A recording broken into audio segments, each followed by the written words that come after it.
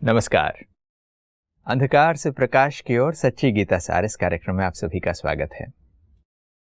इस नई कड़ी में हम कुछ नए विषयों पर चिंतन करने वाले हैं। जब हम देवी देवताओं के चित्र देखते हैं तो हम उन्हें सजे सजाए देखते हैं। उनके मस्तक पर हम ताज देखते हैं और उनके ताज के पीछे एक आभा मंडल भी देखते हैं।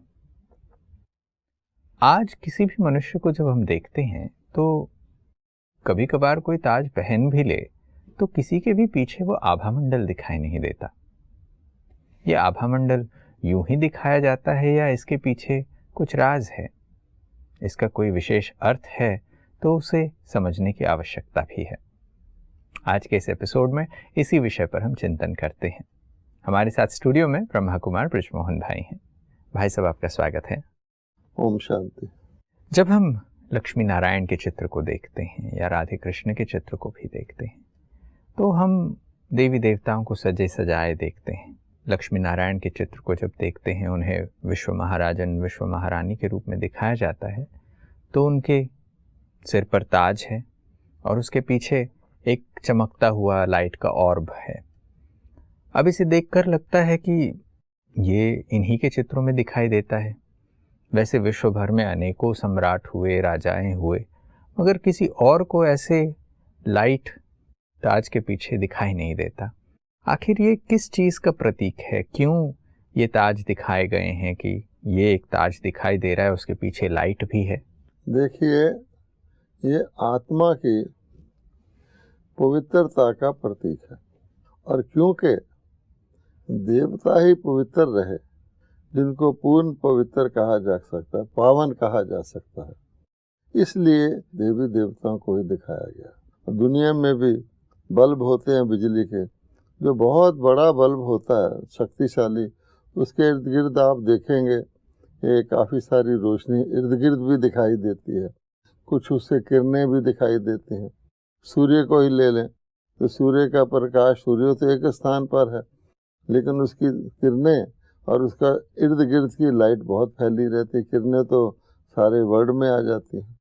इसी प्रकार से आत्मा की प्योरिटी, क्योंकि आत्मा जो है एक हीरे समान है जो सेल्फ ल्यूमिनस है, वो उसकी प्योरिटी का प्रतीक है।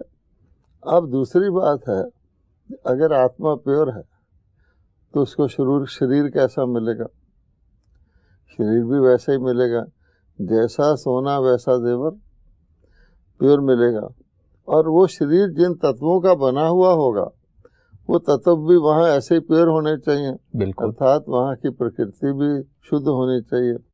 फिर उनको जीवन व्यतीत करना है, अनेक जीवन, तो उनके जो बाकी लोग हैं वहाँ वो भी ऐसे होने चाहिए, जो प्योर भी हों, प्योरिटी को डिस्टर्ब करने वाले, इम्प्योरिटी भी न लाने वाले हों।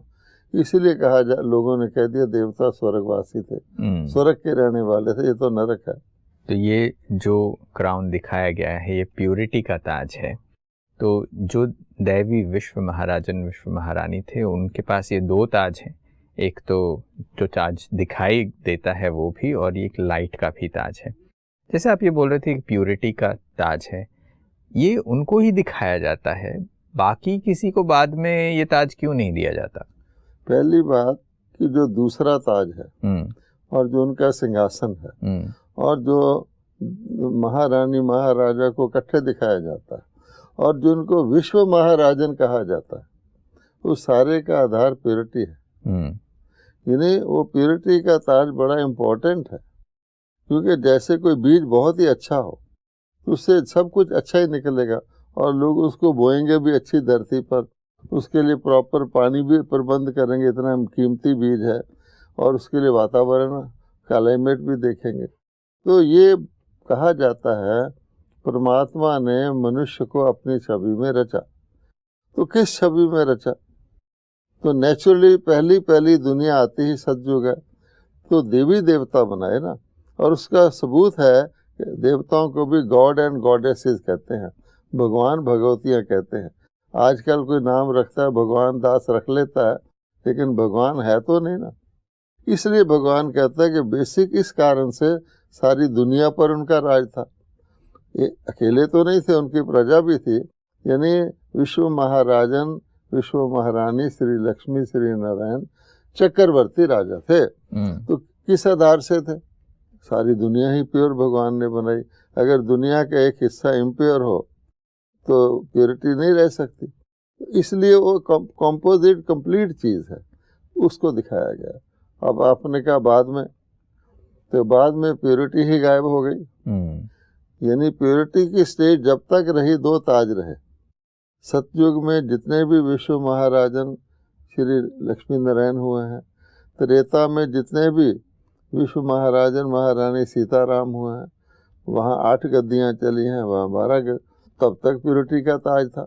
लेकिन त्रेता में आकर उसकी आभा थोड़ी घट गई, इसीलिए उन सतयुग वालों को 16 कला संपूर्ण कहा जाता है, उनको 14 कला, जैसे वॉटेज कम हो जाए। लेकिन रही द्वापर में क्या हुआ कि प्योरिटी खत्म हुई।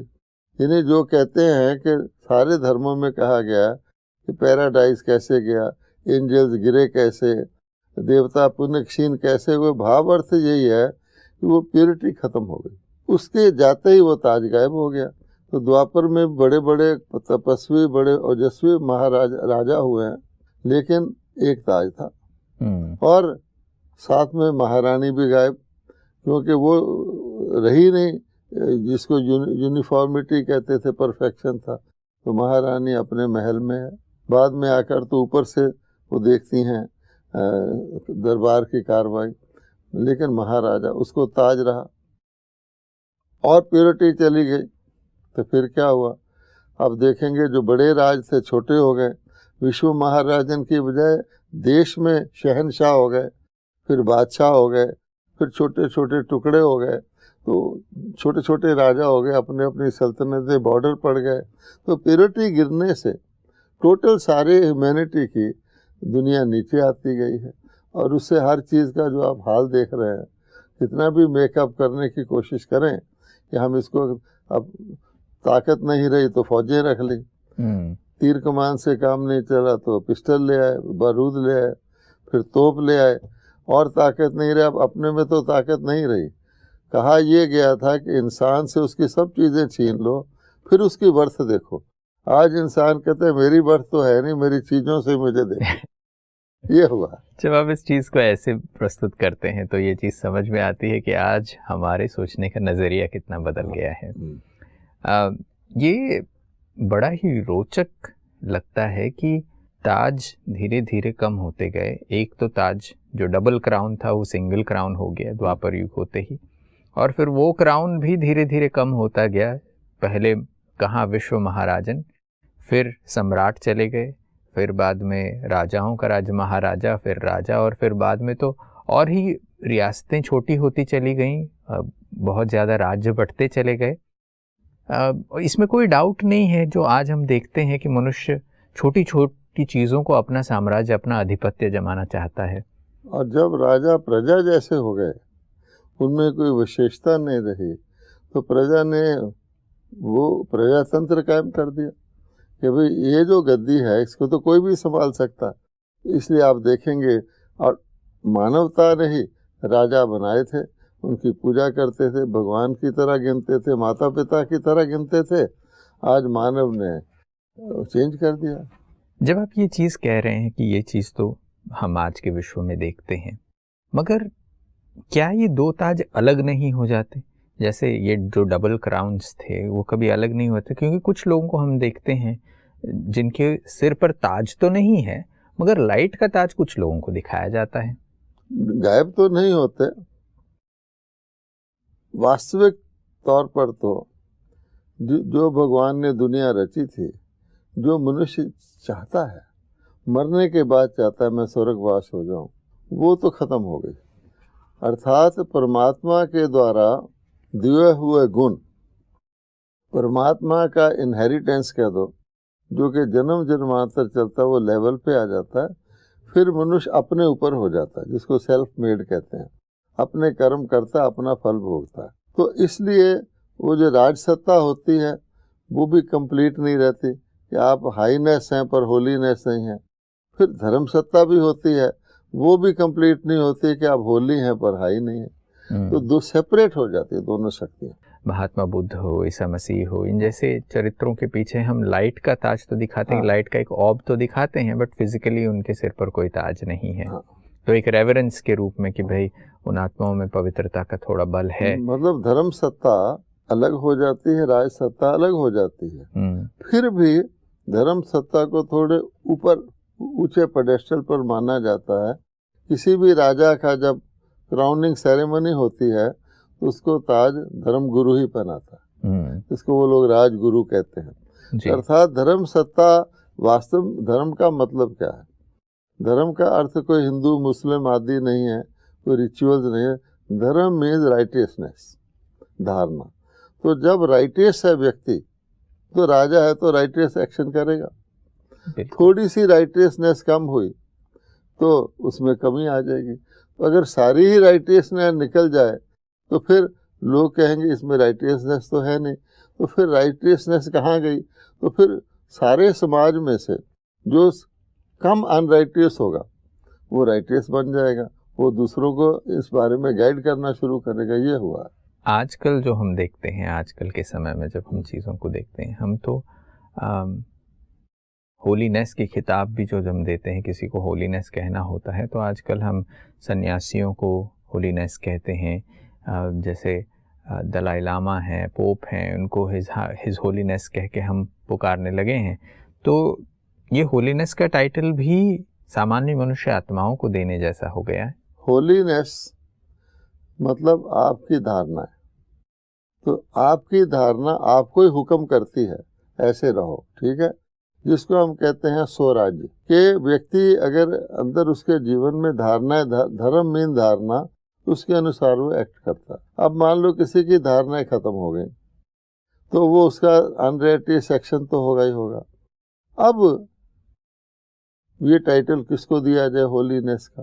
तो फिर एक पद्धति चल पड़ी कि धर्म सत्ता सेपरेट हो गई, और धर्म सत्ता जिसने चालू की उसको कह दिया उन्होंने होलीनेस। आप देखेंगे किसी मकान को जब वो पुराना होता है उसको रिपेयर किया जाता है ना, कोई वृक्ष होता है जब वो बढ़ता है तो उसकी शाखाएं बनती हैं ना। तो ड्रामा सृष्टि नाटक के अनुसार आपने देखा होगा कि जिसको हम पैगंबर कहते हैं, मैसेंजर ऑफ गॉड कहते हैं, वो आए, यानी प्योर सोल्स आई। तो प्योर सोल ऐसे नहीं कि प्योर सोल सतयुग में ही रही, सतयुग पूरा भी हो गया तो आबादी तो बढ़ती, आबादी तो आज तक भी बढ़ रही है। तो ये समझ लीजिए कि जो नई आत्मा आज भी ऊपर में आती है, ऊपर से पहले पहले वो प्योर होती है, फिर जल्दी से प्रभाव में आकर वो इम्प्योर हो जाती है। तो ऐसी ऐसी कोई ग्रेट प्योर सोल्स भी आई जिनको हम कहते हैं रिलीजियस फाउंडर्स। मान लीजिए इस्लाम धर्म हुआ तो इस्लाम के फाउंडर आए, तो बाकियों की भेंट में वो प्योर हैं, प्योर आत्माएं और भी आई।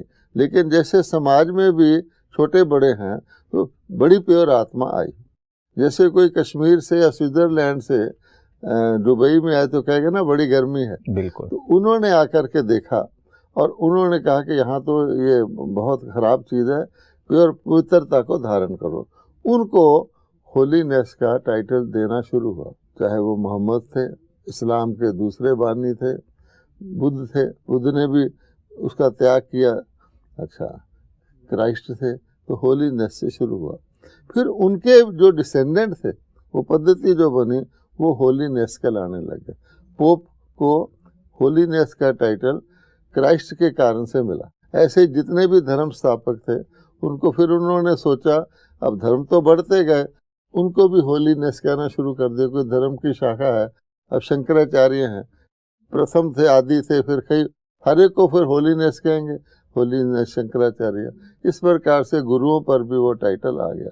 वास्तविकता से जो पवित्रता को ऑब्जर्व करता है उसको होलीनेस का टाइटल दिया जाता है। अब ये बात आती है कि आज हम संसार में जो चीज़ें देखते हैं वो ये है कि गिने चुने लोगों को ये होलीनेस का टाइटल मिलता है। और जैसे आप शुरुआत में बात कह रहे थे कि देवताओं की पवित्रता के क्षीण होने के कारण देवताओं का पुण्य क्षीण होता है तो वहाँ स्वर्ग की दुनिया बदल जाती है और फिर सिंगल क्राउन वाले हो जाते हैं। अब क्या चीज़ ऐसी हो सकती है जिसको समझने से वापस कोई मनुष्य अपने को पवित्रता का ताज दे सकता है? क्या खुद ब खुद वो प्रयास करके पवित्रता के ताज को ले सकता है? डबल क्राउन की तो बात की है, मगर अगर सिर्फ पवित्रता के क्राउन को भी कोई हासिल करना चाहता है तो क्या ये संभव है? देखिए, मनुष्यों ने प्रयास किया है। कई मनुष्यों ने कोशिश की मैं ब्रह्मचर्य का पालन करूं।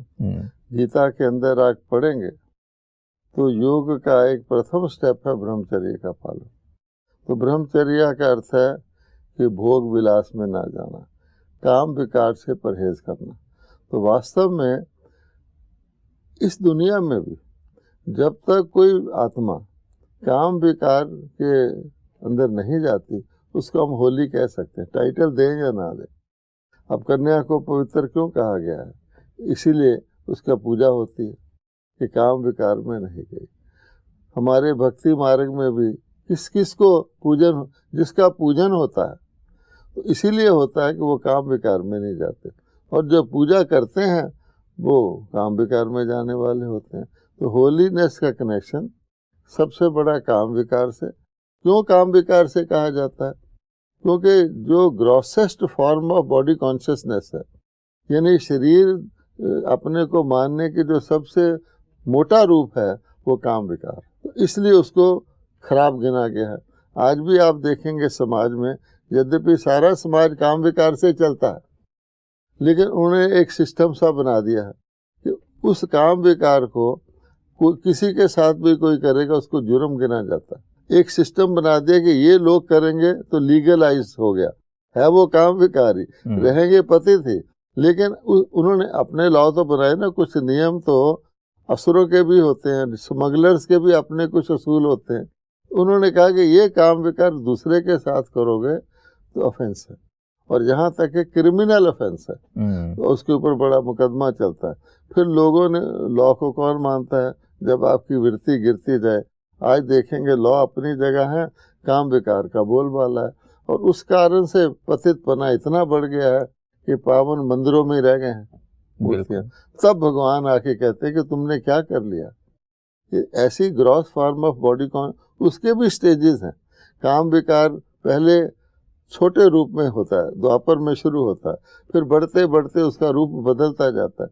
आज तो सब लोग जानते हैं इसका क्या हाल है, और उससे समाज की जो गिरावट भी कहते हैं लोग, जिसको चरित्रहीनता कहते हैं, चरित्रहीनता की सबसे बड़ा चिन्ह काम विकार। क्रोधी को पतित नहीं कहा जाता, लोभी को वो कोई पतित नहीं कहेगा, लेकिन काम विकार वाले को पतित कहेगा। और मंदिर के अंदर, क्योंकि मंदिर को आज भी गिना जाता है, फिर वहाँ कोई काम विकार कर ले तो उसको बहुत महापापी कहा जाता है।